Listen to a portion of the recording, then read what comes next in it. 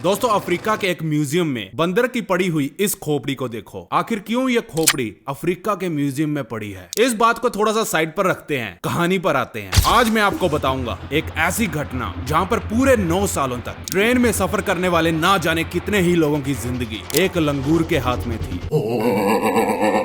और हैरत की बात तो ये है कि सब लोग इस बात से वाकिफ भी थे और उस लंगूर को बकायदा तनख्वाह भी दी जाती थी। जब टेक्नोलॉजी काफी कमजोर थी, ट्रेन के ड्राइवर्स को रोकने, चलने या ट्रैक बदलने के लिए साइन बोर्ड्स दिखाए जाते थे। रुको थोड़ा सा और पीछे चलते हैं। हम उस जमाने में आ चुके हैं जब कोई रेडियो नहीं था, यानी कि वॉकी टॉकी। तब ट्रेन इतना शोर मचाती थी कि आप जोर से आवाज लगाकर ट्रेन के ड्राइवर से बात तक नहीं कर सकते थे। मतलब ट्रेन के ड्राइवर्स को तो आज भी आवाज सुनाई नहीं देगी, क्योंकि शोर तो इंजन में आज भी बहुत होता है। लेकिन तब ट्रेन के ड्राइवर्स को इंस्ट्रक्शन देने के लिए सिग्नल्स का इन्वेंशन किया गया। आजकल तो बहुत सारी चीजें हैं, जैसे कि जीपीएस हो गया वगैरह वगैरह, बहुत सारी टेक्नोलॉजी है, लेकिन तब कुछ नहीं होता था। शुरुआत में लालटेन और हाथ के इशारों से ड्राइवर को इंस्ट्रक्शन दिए जाते थे, लेकिन धीरे धीरे ऐसे जुगाड़ लगाए गए कि अलग अलग स्विच और लीवर की मदद से सिग्नल दिए जाने लगे। आजकल के जमाने में हम देखते हैं कि पटरी पर आगे लाल रंग का सिग्नल दिया होता है और उसी स्टेशन पर बैठा बंदा उस लाइट को ऑपरेट करता है। तो 1800 के दौरान ट्रेन को रुकने, चलने और पटरी बदलने और कई तरह के सिग्नल्स इसी तरह से चालू किए गए। अब इस काम के लिए बहुत सारे लोगों की जरूरत पड़नी थी ताकि रेल यात्रा में कोई भी दिक्कत ना आए। अब आते हैं मेन कहानी पर।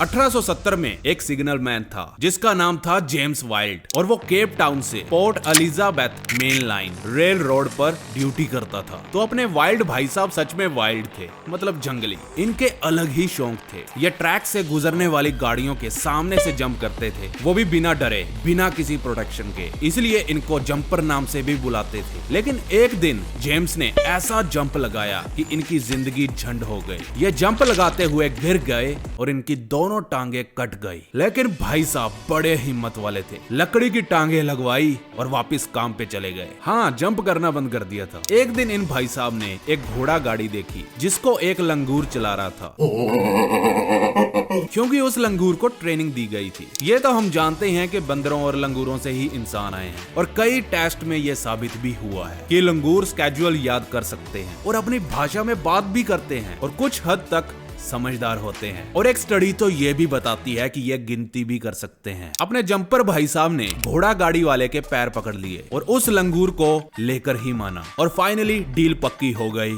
और उसने खरीद लिया। और तभी बनी महान जोड़ी, एक जंपर और एक जैक की, जिसे जंपर जैक जोड़ी कहा जाता है। आपने सही गैस किया, उस लंगूर का नाम जैक था। लेकिन घोड़ा गाड़ी वाले ने जंपर भाई साहब को बताया कि जैक तभी काम करता है जब इसको रात को शराब मिलेगी। और ये बात सुन के तो मुझे पूरा लगता है, पूरा विश्वास हो चुका है कि हम साला इसी से बने हैं, इन लंगूरों से। जंपर भाई साहब के दिमाग में कुछ चल रहा था। उसने जैक को अपने साथ ट्रेनिंग देनी शुरू की और वो इशारों से लंगूर को बताता था कि कौन सा लीवर कब खींचना है। फिर धीरे धीरे जैक ने भी अपने आप समझना शुरू कर दिया कि कौन सी ट्रेन आने वाली है, कितने बजे आने वाली है, कब किस ट्रेन ने विसल मारनी है, ट्रेन विसल से किस तरह का सिग्नल छोड़ती थी। धीरे धीरे जैक भाई साहब पूरे ट्रेंड हो गए। जंपर भाई साहब ने तो जैक को कोल्ड स्टोरेज की चाबी भी दे दी थी ताकि वो ट्रेन के कंडक्टर को खुद ही कोयला दे दे। वाओ! अब जब आपका काम एक लंगूर कर ले तो आपकी क्या जरूरत है। और इसी तरह जंपर और जैक की जॉब पर भी सवाल उठने लगे।